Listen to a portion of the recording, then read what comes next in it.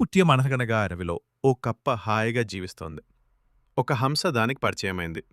కొద్ది రోజుల్లోనే అవి ప్రాణమిత్రులయ్యాయి. ఓ రోజు కప్ప కొలనులో తామరాకు పైన తేలుతూ హంస ఒడ్డున నిలబడి మాట్లాడుకుంటున్నాయి.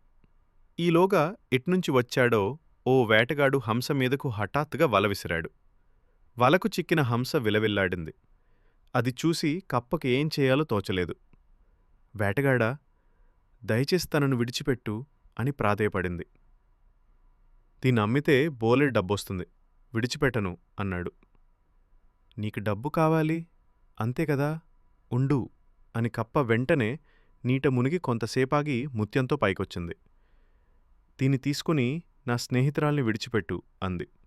వేటగాడు ముత్యం తీసుకుని హంసను వదిలిపెట్టాడు. ఇంటికెళ్ళాక అతను చెప్పినదంతా విన్న భార్య, ఆ కప్ప దగ్గర ఇంకొన్ని ముత్యాలుండుంటాయి, వెళ్ళి అవన్నీ తెచ్చెయ్ అని చెప్పింది. దాంతో దురాశ కలిగిన వేటగాడు కప్ప దగ్గరికి వెళ్ళి, ఏయ్, మర్యాదగా నీ కొలంలో ఉన్న ముత్యాలన్నీ నాకిచ్చెయ్, లేకపోతే హంసను తీసుకుపోతా అని బెదిరించాడు.